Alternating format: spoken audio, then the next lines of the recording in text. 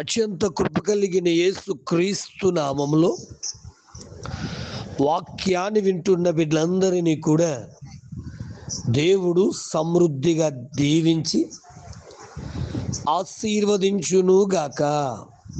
ఆమేన్. ప్రియ దేవుని బిడ్డలారా, అందరూ ఎలాగున్నారు? బాగున్నారు కదూ? ఉదయమే లేచి ప్రార్థన చేసుకున్నారా? పరిశుద్ధ గ్రంథాన్ని చదివి ధ్యానం చేశారనన్నా? ప్రియ దేవుని బిడ్డలారా, మరి ఈ సిద్ధపాటు కూడికల సమయంలో అనేక మంది నాకు ఫోన్ చేసి, అన్న ఈ సిలువను గుర్చిన సమాచారాలు వీటి గురించి తెలియచేయమన్నారు కనుక రోజుకి కొన్ని విషయాలు తెలియజేసుకుంటూ వెళ్తాను. మంచిది. మొదటగా ఆదికాండము 18వ అధ్యాయము 27వ వచనంలో అబ్రహాము గారు దేవుని దగ్గర తన్ను తాను తగ్గించుకుంటూ ఈ విధంగా దేవుని దగ్గర ప్రార్థిస్తున్నారు. ఇదిగో ధూళియు బూడిదయునైనా నేను ప్రభువుతో మాట్లాడ తెగించుచున్నాను అని. అబ్రహాము తన్ను తానుగా ఎలా తగ్గించుకున్నారంటే బూడిదతో పోల్చుకున్నారు. బాగా అర్థం చేసుకుందాం. బూడిద స్థిరమైనది కాదు, గాలి ఎటు వేస్తే అలా ఎగిరిపోతుంది.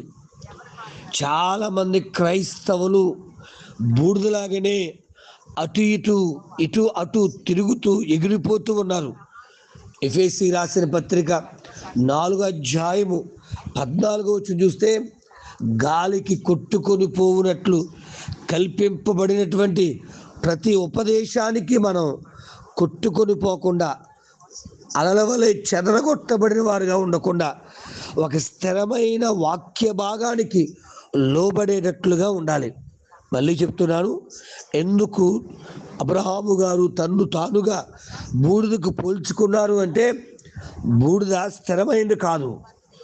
మన జీవితాల్లో కూడా స్థిరమైన ఆలోచన లేకుండా తిరుగుతూ ఉన్నారేమో.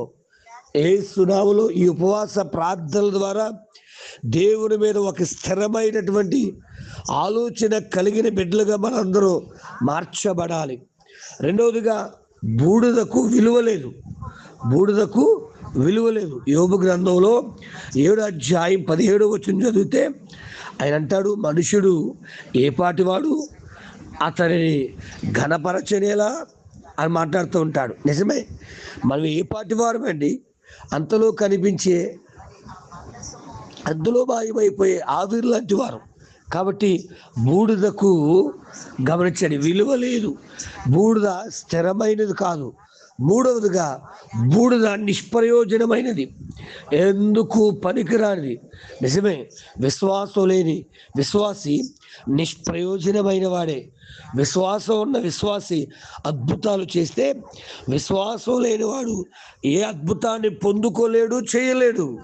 దయచేసి మీకు అర్థం అవడానికి యాకోబు పత్రిక 2వ అధ్యాయము 14వ వచనం చూస్తే, క్రియలు లేనప్పుడు ఎవడైనను తనకు విశ్వాసము కలదని చెప్పిన ఎడల ఏమి ప్రయోజనం? నిజమే కదా?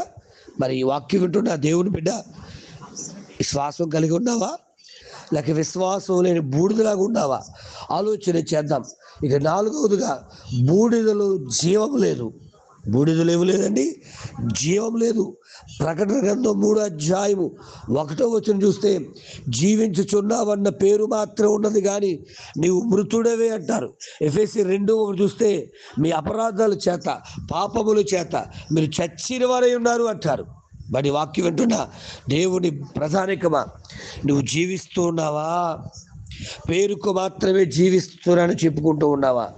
దయచేసి ఆలోచన చేద్దాం. చివరిగా, బూడిద పశ్చాత్తాపానికి గుర్తు. ఎందుకు అంటే, యోబు గారు 42వ అధ్యాయము 6వ వచనంలో, నన్ను నేను అసహించుకొని ధూళిలోను బూడిదలోను పడి కూర్చుండి పశ్చాత్తాపడుచున్నారు అంటున్నారు. నిజమే, బూడిదలో కూర్చున్న వ్యక్తికి పశ్చాత్తాపము కలిగే మనసు వస్తుంది. కాబట్టి మరి నిన్న ఉదయకాల సమయంలో బుధవారం రోజున మరి శిలువ ధ్యానాలు అని మొదలుపెట్టిన మన జీవితాలు ఒక్కసారి, నిజమే కదా, మన జీవితం కూడా స్థిరమైనదిగా లేదేమో, విలువ లేని దానిగా లేదేమో, నిష్ప్రయోజనకరమైనదా ఉన్నదేమో, జీవము లేకుండా ఉందేమో. అయితే ప్రయోజనకరమైన, విలువైన, ఆశీర్వదించబడిన జీవితంగా మన దేవుడు ఈ కూడికల ద్వారా మార్చడానికి ఇష్టపడుతున్నాడు.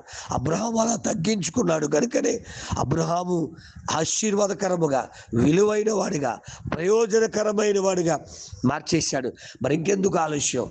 ఇప్పుడే దేవుని దగ్గరకు వచ్చి నీవు కూడా తగ్గించుకుని ప్రార్థిస్తే విలువైన మన జీవితాలకు విలువ, నిష్ప్రయోజనకరమైన మన జీవితాలు ప్రయోజనకరంగా, దీవెనకరంగా మారుతాయి. అటువంటి కృపా దైవ సహాయము దేవుడు మనందరికీ అనుగ్రహించును గాక.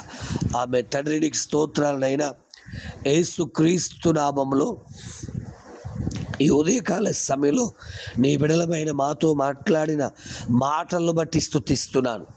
దీవించి, దర్శించి, నడిపించి, బలపరిచి, అభిషేకం ఇచ్చి, ఆశీర్వాదం ఇచ్చి, మేలైన మీ దీవెనలతో నింపమని, నడిపించమని, బలపరచమని, ప్రయోజనం లేని మా జీవితాలు ప్రయోజనకరంగా, విలువ లేని జీవితాలు విలువైనవిగా, అయా చచ్చిన మా జీవితాలు జీవింప చేయమని, ఈ కూడికల ద్వారా ఉన్నతమైన అభిషేకం, ఉన్నతమైన ఆత్మ నింపుదల, ఉన్నతమైన ఉజ్జీవం మా అందరికీ దయచేసి ఆశీర్వదించమని, ఈ కూడికలో ఉపవాసం ఉండి ప్రార్థిస్తున్న బిడ్డలకు ఏ బలహీనత రాకుండా నీ శక్తి చేత నింపి నడిపించి బలపరచి మహిమతో నింపమని యేసు నామమున అడుగుచున్నాను తండ్రి. ఆమేన్. ప్రార్థన అవసరతల కొరకు నా సెల్ నంబర్ 9866958571. ప్రభు కృప మీకు తోడుగా ఉండునుగాక. ఆమేన్.